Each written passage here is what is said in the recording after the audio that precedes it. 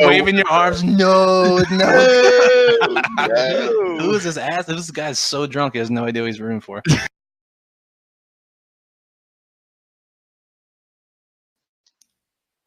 It is the best time of the year, boys. We are in that 2-week period in between the end of the conference championship games and the Super Bowl, which means it is time for the most profitable betting opportunity of the entire year.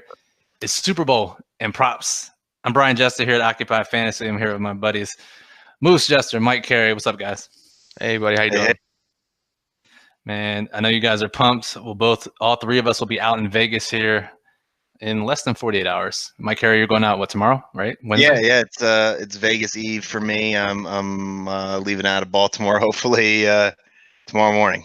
Nice. Yeah, hopefully is the right word because my flight was already canceled and rebooked. So hopefully I'll meet you guys out there. No snow here, so things are looking good right now. Nice. For me. Yeah. What about you, Moose? What time? You get out there early Thursday, right? Yeah. And I don't see any snow. It snowed for maybe about 30 minutes really hard, and then it didn't stick. So I guess I'm good. Yeah, I think we're good. Yeah, same here. So we're recording this Tuesday evening. And like I said, we'll be out in Vegas live for the weekend. Lots of great Occupy content coming your way. We'll have some live streams. We'll have some Periscopes. And then we're going to have a very special video where we're going to try to get a bunch of interviews in the sportsbook while we're out there that weekend, asking people what their favorite bets are. Mike Carey, you seem to attract people wherever you go. I don't know what magical force you have, but I'm sure you'll get a lot of interesting conversations started when we do this video. Oh yeah, I mean it's never the normal guy just looking, to talk about the game. It's always with somebody with a wild take or something like that. It's gonna be fantastic. I mean, the typical guy that's gonna come up to talk to me is 55 or older with uncouth hair, gray to white, and maybe like Coke bottle eyeglasses. Oh my god, man! If Brian Jester's only laughing this hard because he knows that this is nailing it true. It is. It's either this or the dude is a legit cowboy. Yeah. Which may be a story for a different podcast. Oh man, I mean, last time I was out there, I was at the PBR bar, the bull riding bar, and sure enough, cowboy hat comes up to talk to me there. So. Only a matter of time. Looking forward to this weekend, boys. It's going to be a lot of fun. But for the people who aren't going to be in Vegas, let's talk to them, for our listeners here, about why we like Super Bowl props so much. And in fact, last year we did a podcast, and I don't want to pat ourselves on the back too hard, but I think we nailed it pretty good on all the bets we gave out last year. So what we decided to do this year, and at Occupy Fantasy, we want to give people the tools to succeed, right? And what we did was we produced a guide this year, a guide to betting props specifically for Super Bowl 53. And Moose, what I think this will really help people transform the way they look at the Super Bowl, because most people think, right, Super Bowl props, dumb shit like the national anthem, which is not dumb to you, Moose, but or the Gatorade dumped on the coach, like what song is going to be performed at halftime. We're not talking about any of that though.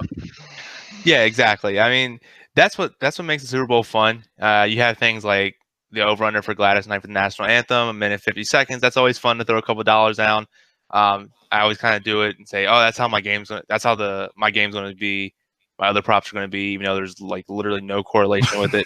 I was actually looking at the halftime show, Maroon 5. I actually really like Maroon 5. I threw a couple dollars down on "Moves Like Jagger" to be the first song performed at plus 600. So I'm hoping that happens. That sounds great. I don't. Mike Carey, you're the Maroon 5 expert here. What would you say? Not at all. I was saying before the show, it's been 10 years since I really have listened to any of the halftime performers. So I know of Mick Jagger. I don't know if that is at all related to the song. It is. Yep. Okay. All right. So we're talking about the same person. All right. That's about all I know. Unfortunately, we have no input on this bet. We have no advice to give. However, on the 200 other bets that we wrote about in this props guide, it's safe to say that gives people a great tool to go out and bet props on their own. Yeah, absolutely. Go ahead. No, I was going to say, what can you just explain the props guide really quickly and how it really, people who look at the Super Super Bowl one way how this can really help them actually make money watching the Super Bowl? Yeah. So just a quick analysis, quick recap of what this guide is. It shows the prop. We have about 200 props. What our play is and our odds, based on using our Occupy model and our tools. What line you should look for to bet it. So we have at least a 5% edge on these bets. But more importantly, which I cannot reiterate enough, is when to bet this. And we have several options. We have ASAP, we have when available, and game day. And from going through some of these ASAP bets, we were pretty spot on. It means you had to bet them right then and there as soon as they open. If you didn't, you lost. There's still a couple out there, but you really need to get them on ASAP. When available is just kind of whenever they come on. And then there's a lot of public bets where we're doing the complete opposite. And we want to wait for game day. So for all that public money coming in, right that morning of the Super Bowl, that's when we go down and hammer them. Right, exactly. If you want to get access to this props guide to really make some money on the Super Bowl, go ahead and click the link in the description. You can get access to the props guide, get full access to all 200 props that we're talking about. So, Mike, I mean, we've done this for years now. This is, and we talked about this a couple weeks ago when we had you on. This is our 8th or 9th year betting Super Bowl props. Like I said, it's really easy.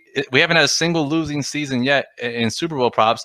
And the big reason, if you want to explain to people, is because how much public action is on this. It really influences the prop market compared to your everyday props that you see betting during the season.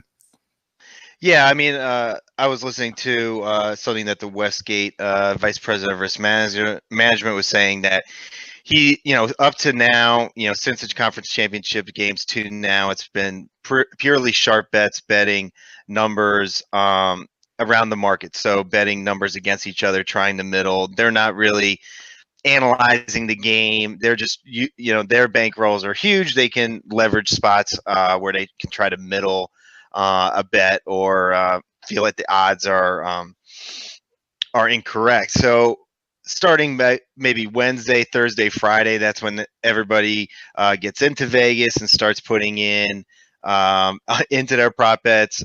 You'll see people, they think they're great. They've got the whole sheet. They're standing in line and they're flipping through the sheet in line. This is the most public game of the year. Everybody's going to get on it. Everybody has an opinion. And so because of that, you're going to be able to leverage spots, especially where the public wants to root for points, root for yes, things will happen, root for wild and crazy shit like safeties, defensive touchdowns, that kind of stuff. You're going to be able to get a better odd as the game gets closer because that public dollar is going to bring that down. And for these prop bets, it's not as much money that's going to move the line. Right, because you figure during the season, right? If we have an NFL Sunday, a max bet on a prop might be like maybe $500 if you're betting offshore. But Moose, what were the limits here for the Super Bowl props? Like 1K or 2K, depending on where you go, right? Yeah. So depending on where you went out in Vegas, openers for between 1 and 2,000. I believe the Westgate actually opened it for 2,000. They let you do 2 bets at 2,000, the rest at 1,000, and then once you got out of line, you couldn't do that 2,000 anymore, from my understanding. Yeah, that's exactly right, Miss. Cool. And I don't even know how it would be possible to get 2,000 down on a prop during regular season. Like that's just not possible. Right. I mean, no matter what we want to bet, if I like to bet a lot on a typical week 10 Sunday, like I might be able to get 2,000 down if I go to 4 different books, but I'll probably be booted Monday morning if that prop wins. Absolutely. So, yeah, but Mike, you mentioned sharps trying to middle lines, and I think Moose, you tweeted this out earlier in the week. It's so important to line shop. So if you only have one sports book you're betting at, an offshore sports book, certainly understand. But if you do have access, if you like us, you're out in Vegas, or if you just have multiple bookies, if that's your thing, these lines. Or you live in New Jersey. Or you live in New Jersey, one of these states where you can actually just get on the mobile app and bet. The lines differ so greatly. Like Moose, I think it was Tom Brady, his opener on his yardage prop, over and under number of passing yards, it was like a 25-point spread, or 25-yard spread between the lowest book and the highest book, right? Yeah, so I pulled up my suite here. I got the 3 main books. I got from the Superbook, Tom Brady's passing yards was 282.5. At CG Technology, it was 295.5, and then at William Hill, it was 310.5, which is huge middle. Where if you want to just drink juice all day, that's perfect. That's perfect middle right there. Now it has gone again. This is something that we preach about the ASAP. If that's something you want to middle, you have to get to it ASAP. Because I just checked the Superbook app. Somehow I got it out of Nevada. Whatever. Yeah.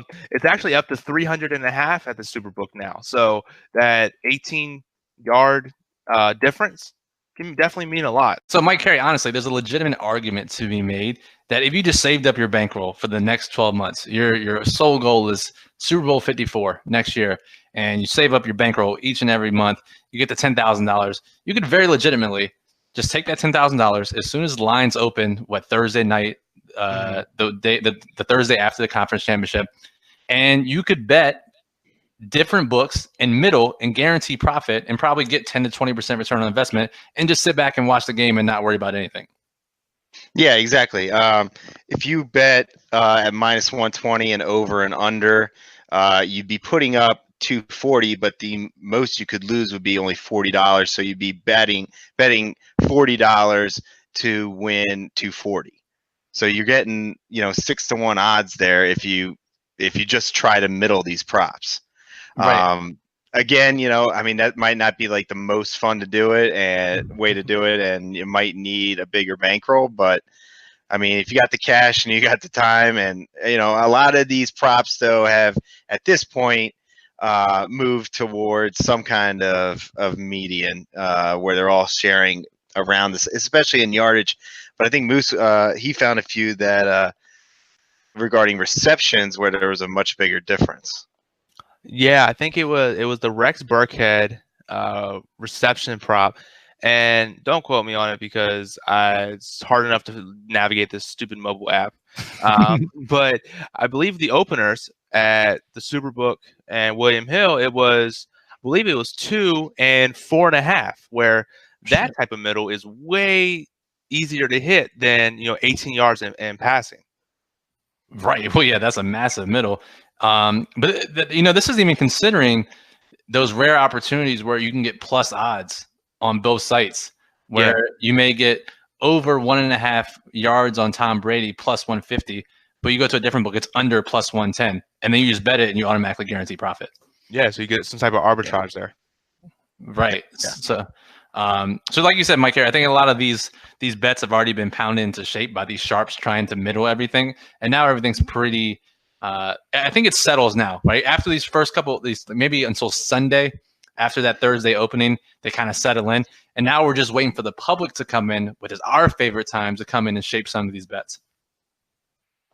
Yeah, absolutely. I mean, at this point, the lines are not going to change probably until Friday or Saturday. I mean, normally when we go from the time that the Westgate puts it out, the Thursday or Friday before the Super Bowl till about the Friday, the Friday after the conference championship games to the Friday before the Super Bowl, we're normally seeing maybe a few yards of difference on totals and maybe a few cents on the juice, just to kind of readjust based on some early bets. But at this, by now, they're pounded into shape. Right. So now we're just, if we haven't already made our quote unquote ASAP bets, we're pretty much waiting till Saturday night, Sunday morning when the public gets in, bets everything, bets all their overs, bets all their big plus odds, and we come in and we get the other side. And I think a lot of people can do that as well. It's not just a Vegas phenomenon, right? Because a lot of these books copy each other. So you'll be able to do that even if you're betting offshore come Saturday, Sunday. So yeah, all these books, they don't talk to each other, but they're all coordinating. And if they see one move, they're gonna respond in kind. So it's money from all over the market. Doesn't matter where it's coming in, that line's gonna move. Right. And Moose, we're one of the rare groups of people that are actually making money betting these props, because these sports books, right, they wouldn't just keep putting out these props if they didn't crush on them, right? I'm pretty sure every year they make a ton of money, right, on props on Super Bowl. Oh, absolutely. I know. They're just to show you how greedy some of these books are. Actually, is I'm not going to name names, but I've seen several books where they've actually did minus 115 each side for the coin flip, where where you have like the Superbook is doing minus 102, you have Five Dimes doing minus 101. If you're doing a straight 50-50 bet like that, go somewhere that you're going to get closest to that plus 100. Slash just bet your friend at the Super Bowl party you're at. Yeah, exactly. Yeah, you're not gonna take 2 cents of juice from your buddy. If you do, yeah. you're just super cutthroat. If you and a hustler, if you're able to pull that off. Yeah, I mean, yeah, if you're able to get that line, go for it. See if you can get every coin flip throughout the season, though. If you're gonna try that.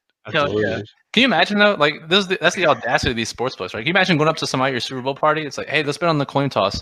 And like, all right, sure, I'll take heads. It's like, all right, but if you win, you give me 115. If I lose, I'll give you 100. Like, what? No, of course not. So I mean, don't let these books do the same to you, right? Just bet that coin toss with somebody else. So all right. Anyways, okay. So now we understand our strategy. And we understand what we're trying to do. We have our guide in front of us. We're making these bets. We've got our tons of bets we've made because we're not just making one or two. We don't want our entire ROI to hinge on just a couple of outcomes.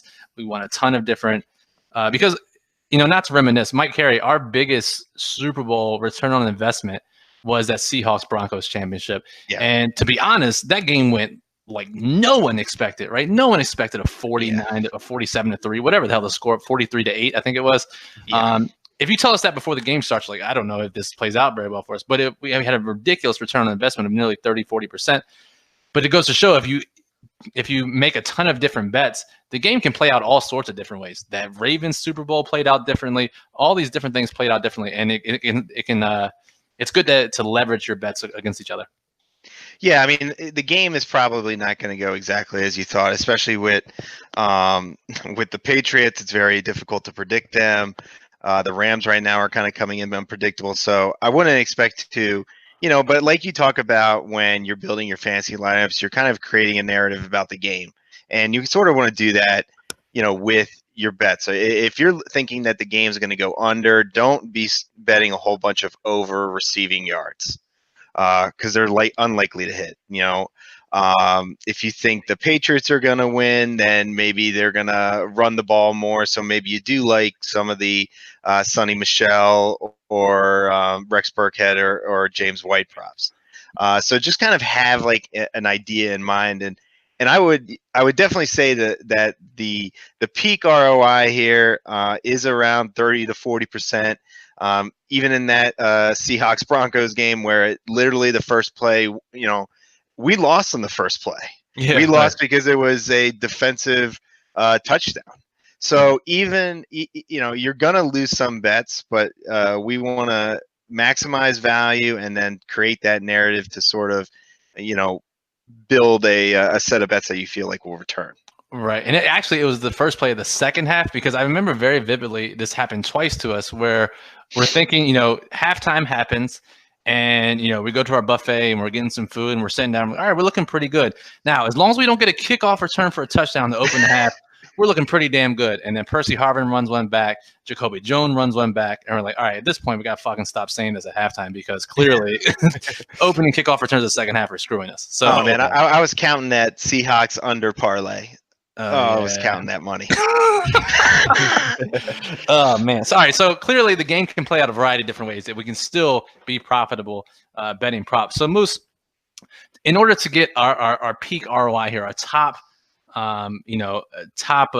range of outcomes for return on investment betting props in this specific game, this Rams versus Patriots game, you've looked at the prop sheet, you looked at what we normally bet. What are some keys you think that has to happen for us to hit that maximum return?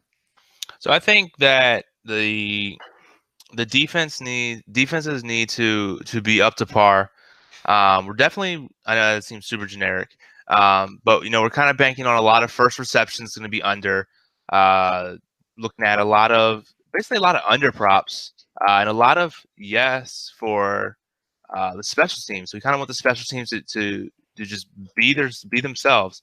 All the past data we've used with this, it just seems like as long as special teams and defense just play like they're supposed to play, then it's looking pretty good.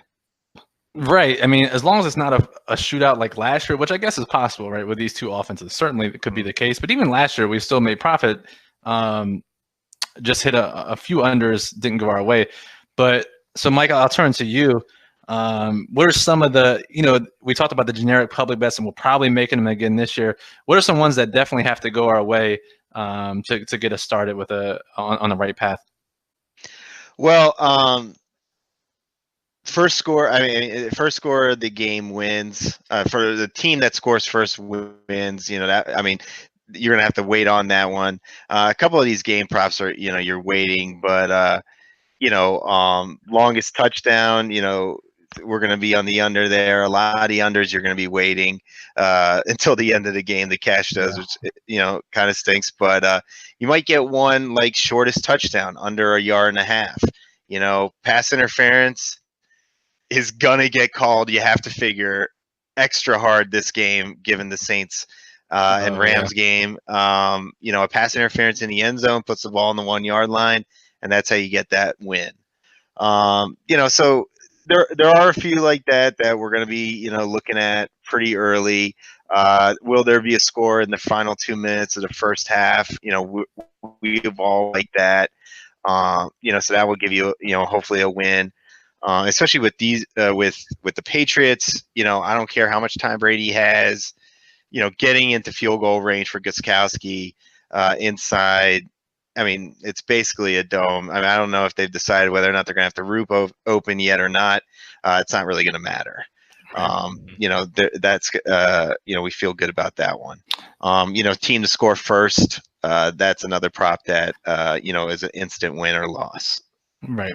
Yeah, for sure. You'll know a lot in that first quarter, even that first drive. What type of score will the first score will be under? I know we actually like the over in the first quarter in this game. It seems like, given our props guide and kind of like a seesaw approach to quarter betting here, where it's over in the first and third quarter, which have lower totals, but under in the second and fourth quarter. I have that right? Yeah. So we're over first quarter, over third quarter. So it's like 10.5, and then second quarter we're under 17. Fourth quarter, we're under 14.5. And it seems like we're on that every year where we do that kind of seesaw approach, and it pretty much works out every year. Yeah, and honestly, they just put these totals based on the game total for the game. Yeah. Right. And it's pretty generic. And a lot of these props are the same way. So, Mike, like no defensive touchdown, 3 unanswered scores in a row.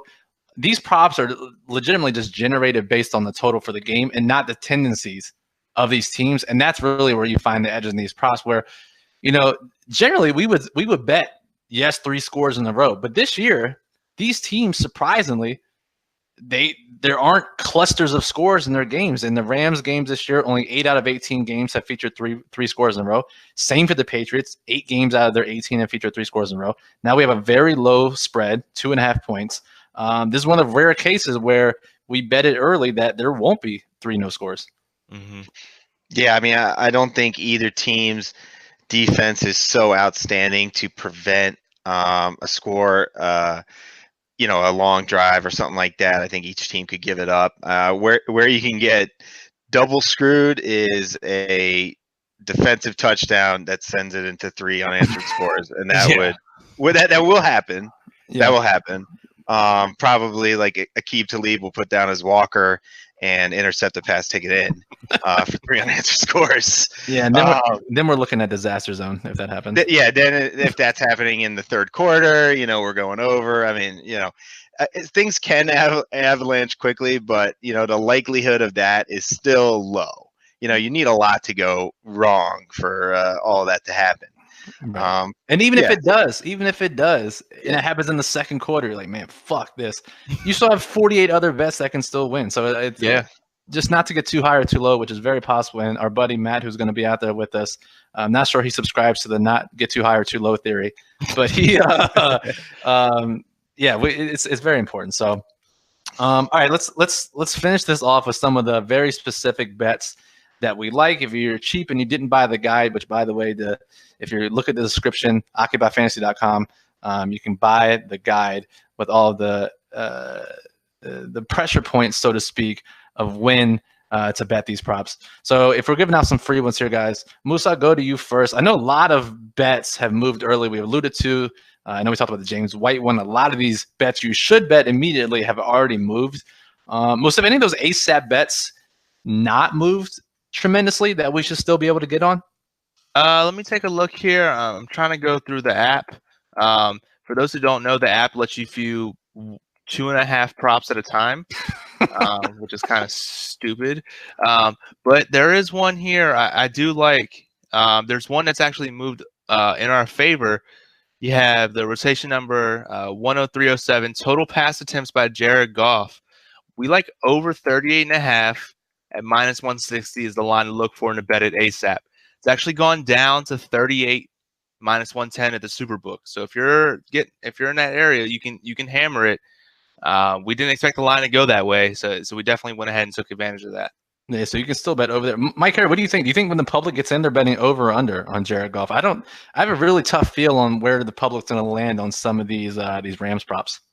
Yeah, I'm not sure. Like if they look at the Patriots Chiefs game and they compare the Chiefs to the Rams, kind of like a similar style, especially like early on in the season when the Rams were really lighting it up. I mean, even then that game against the Rams Chiefs, they looked basically identical. I think the Patriots strategy is going to be similar. Is have that opening drive or have that drive that chews up about 7.5 minutes and get a score from that.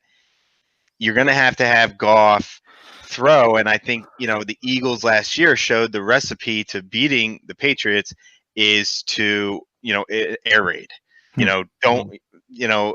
You could try to nickel and dime them on the run, but if you can get a lot of receivers moving across the field, crossing routes, and then opening that up for deep plays when you get a mismatch or one-on-one coverage, that's going to be the answer.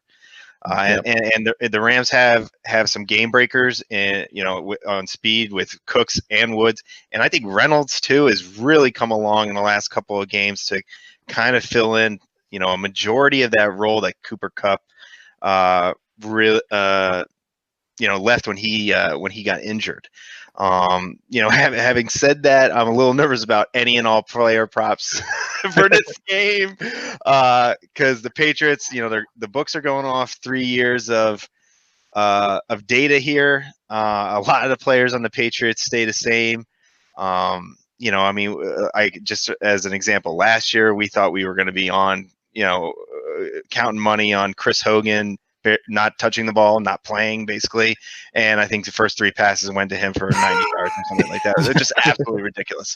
For a touchdown, which I also think we had no touchdown, Chris Hogan. Yeah, that was pretty great. So, but actually, so this brings up a very good point. In this game specifically, Mike, you and I were talking this morning offline about the uncertainty around some of these players. Like the Rams can legitimately spread it around to 3 different receivers. They have 2 tight ends that split it equally. The Patriots are somewhat more predictable in the pass game this year, but their 3 running backs could go any which direction. And guys, we have no idea. And if you say with any confidence, you're a liar on how this Todd Gurley, C.J. Anderson workload will be split up. And that's kind of written in the uncertainty with where their player props are, with their rushing attempts, number of yards, etc. So, Mike, I'm going to direct this comment to you, and then Moose, you can follow up with where some of the lines are now. But Mike, you and I were talking, saying, overs are going to be bet. And we like a decent amount of unders in this game. I think the way to play this from a player prop perspective, especially when there are uncertainties, let the public and let the sharps drive it up. And then sides that we think are 50-50 or even 60-40 in our favor, we're going to be able to get a lot of plus odds on those, right? So betting Julian Edelman under 6.5 catches -110, pretty risky proposition. Betting him under 7 catches +120, that's a lot better. So I think our strategy here is going to be to look for as many plus odds on player props as possible. Yeah, I mean, especially with receptions, I mean, that's where you're going to find, and carries where you're going to find minus odds and plus odds on opposite sides.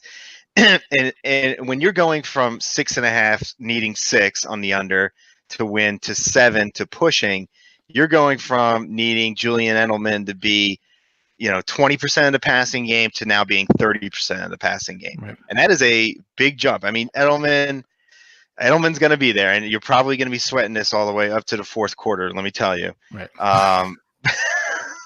If you haven't known, this is basically the PTSD podcast of 7 years of Super Bowl prop betting with a sheet, 2 legal pages long, and your family's there asking, well, did you win on that one? You're like, guys, I don't know. Ideally, he just I catches don't know. Literally at the end. Ideally, he just catches 9 passes by the second quarter. You don't have to sweat it. Right? Yeah, exactly. You already lost it. You're not waiting until last. Anyways, all right. So enough PTSD. Moose. All right. Yeah. A lot of these props are in our favor, right? A lot of these have already, I'm thinking Robert Woods in particular. A couple of these other ones are CJ Anderson. A lot of plus odds, right? Yeah, absolutely. And just a quick side tangent is if you have a smaller bankroll, or especially with a lot of these uncertainties, there's a lot of props that are really correlated with each other. Sonny Michel receptions come in mind. His first reception, receiving yards, total receptions is all a half. Longest reception is a half. So for those things that are grouped like that, you don't necessarily want to have 4x exposure. Just bet one of them, and if you like it, do something like that.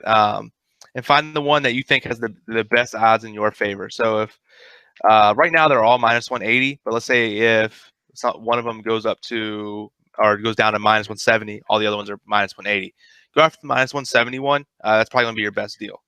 Right, because they're basically all the same thing. Will he catch a pass for positive yards? Yeah. Right? Like, that's what all 3 of those mean. So, I mean, there's a rare case where he catches a screen pass and gets tackled in the backfield, sure. But ideally, if you win one, you're going to win all 3, right? Yeah, so exactly. You don't want to just, you don't want to triple your exposure for no reason. Just pick the one you like. I know the props guide says look for these lines in all 3, but really, and I think we pointed out in the props guide, most is, don't overexpose in those types of plays. Exactly, yeah. So what's some other plus odds on players that are in our favor that we've looked for to say wait till game day because it's likely going to be even better for us down the line? I'm taking a look here at our props guide as well as the current Westgate odds. The one that came up, like you said, CJ Anderson. It's actually gone down. There's a couple that's gone in our favor. One, we have first reception over 4.5 yards. We recommended to bet it up to minus 120. It's actually gone down to 2.5 plus 120. So just like you said, it's a better line, and we're getting plus odds. So that helps us a lot better. Right, that's huge. That's the kind of thing. And guys, like, I would much rather prefer a yardage prop to go from 4 to 2 than the juice go down to like minus 180, right? I mean, guys, if he's going to catch a pass, it's likely going to be more than 4.5 yards, right? I mean, I love more than anything when yardage props move by a yard or 2 compared to just being crazy juiced up. Because, Mike, I mean, we're not going to do anything with over 70 yards minus 180. But if they just move it to 72 and make it minus 110, then we're all in. That's great. Oh, yeah, absolutely. Absolutely. I mean, that would be my suggestion is if you're looking at, your offshore book right now, kind of get an idea of where find the props you like, based on the guide, look and see if that prop is going to move a yard, 2 yards, and then, take the opposite side because all that movement at this point is going to be public money. Yep. And again, this is the biggest fade the public day of the year. Yes. Biggest, And I mean, I actually interviews as well. Yeah. Oh, yeah. Wait till you get to there. I mean, there's just not enough yards and to take all the overs. So, let's say that now. They will find a way to. The public will figure out a way to give you, 700 yards on both sides. I just piggyback off that real quick. Yeah, go ahead. So we have one of the biggest moves across the Westgate was total net yards by both teams. It opened up at 824.5. It's gone down 15 yards to 809.5, minus 110 on both sides. So, which is kind of strange. Like you wouldn't expect total yards to go under when you see a lot of these other bets go over. That is kind of weird, but I guarantee. It'll close minus 950. Joe Public's coming in. They're getting that yardage prop back up. Absolutely. Yeah. Yeah. I mean, that might be a great question for to ask the public. Because not a single person is going to say under our video montage is going to say, Okay, how many yards will both teams combine for this game? Over under 850, and it's going to be over. Like guaranteed. Not a single person goes under. 100%. There in that one question, there's absolutely no analysis that's that's taking place. It's just yes, I want to watch a game that's entertaining. Yeah. Right. That's honestly what most people bet. So yeah, and that is why they're betting. Like nobody wants to watch a game that's 7-3 and all the unders hit. Right, and nobody's doing research, right? They're not going to look at the props guide and say, yes, Henry Heinuski's receiving and rushing yard props should definitely be closer to 11.5 than 8.5. I'm betting over, right? I mean, I'm not saying we did that. We definitely did in that Giants Patriots Super Bowl, but that's not what people are doing. They're saying this looks good. I have 1,000 bets in my hand. I haven't done any research. What looks good to me, and that's what's going to drive most of these people's opinions. So, real quick, I'm going to get both your opinions. Rapid fire question. Mike Carey, start with you first. Who gets more carries for the Rams? C.J. Anderson, Todd Gurley? I think it's got to be C.J. Anderson at this point. I mean, so I think something's wrong with Gurley. I don't know if it's a physical issue or if it's a head issue, but he just dropped 2 wide open balls in that Saints game. Yeah, and that was terrible. Better than that. Me too. Moose, what do you think? I don't know, dude. Here's the thing. So the Superbook opened up with Gurley with getting more rushes than C.J. Anderson. William Hill actually opened the other way. So again, another middle. You could have middled C.J. Anderson 10.5 and 14 rush attempts. Wow, that's crazy. But all the moves so far for C.J. Anderson with rushing has gone up. His rushing yards has gone from 42.5 to 44.5. Rushing attempts has gone from 10.5 to 11. And I'm just taking a look at what Gurley's is here. His has gone down, right? Yeah, his has gone down from 68.5 rushing yards to 63. Total rushing attempts from 14.5 to 13.5. This might be one of those ones where we don't know, right? We have not a clue, right? We're based on the last couple of games. We're based on Sean McVay saying Gurley's going to be more involved.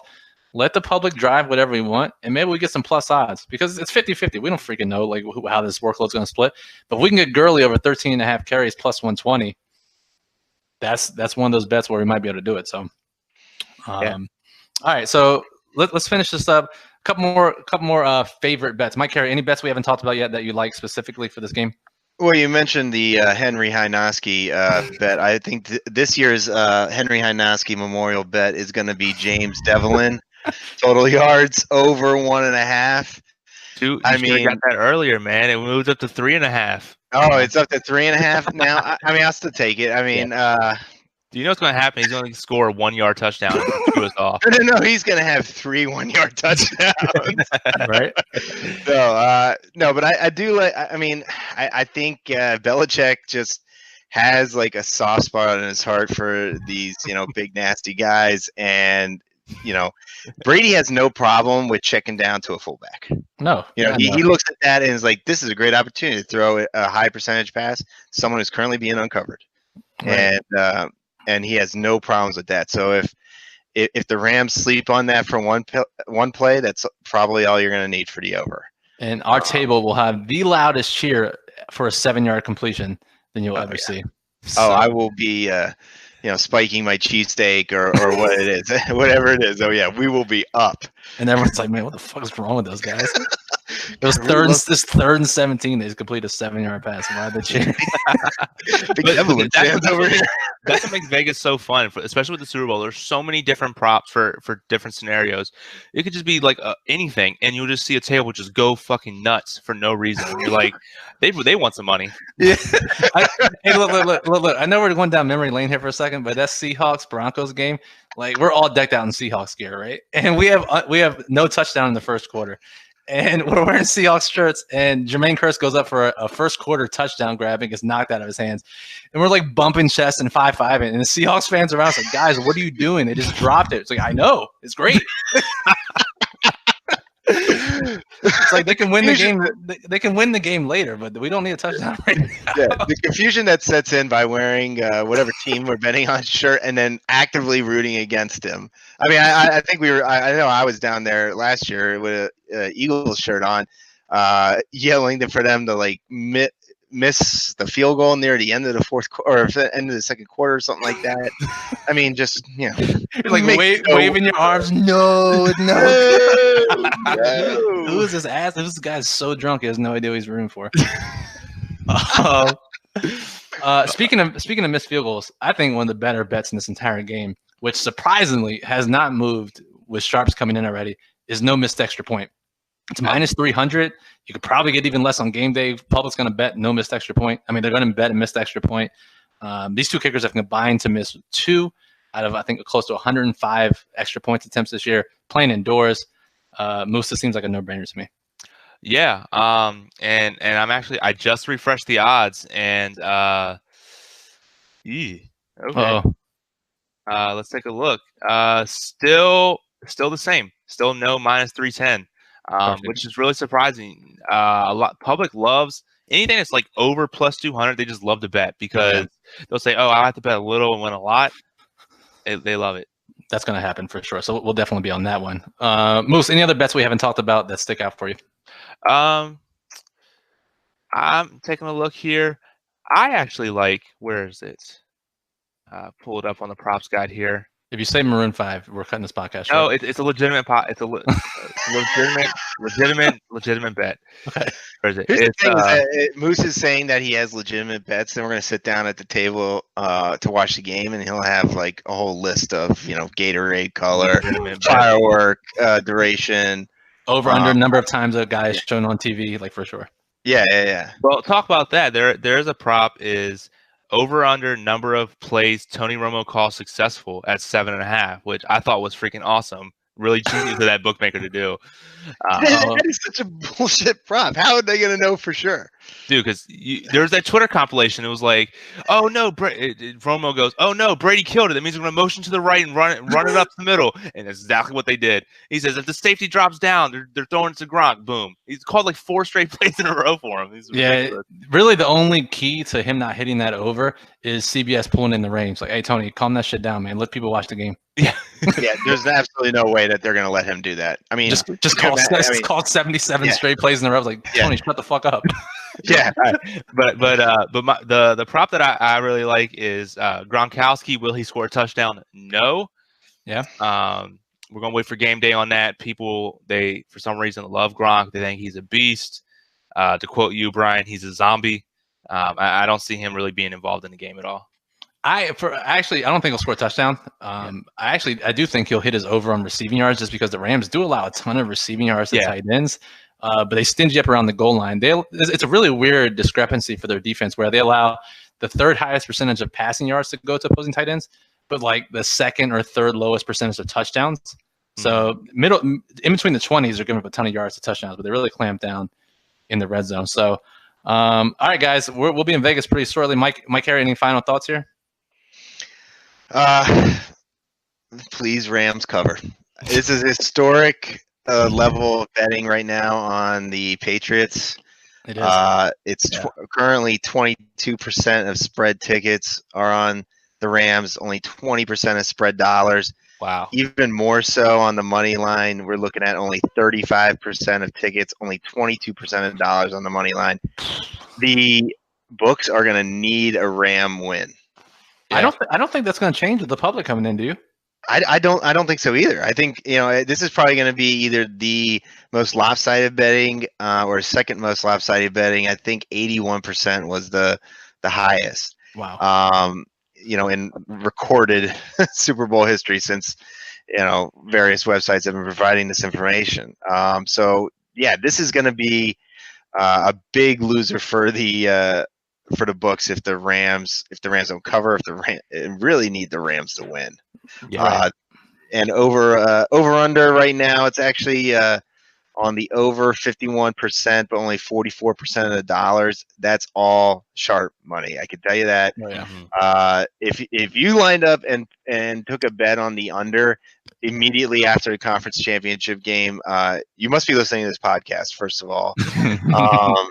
And again, hate fun Super Bowl. So not many people are taking that. I'm sure by the time Friday rolls around, that's going to be probably around 55% of the money.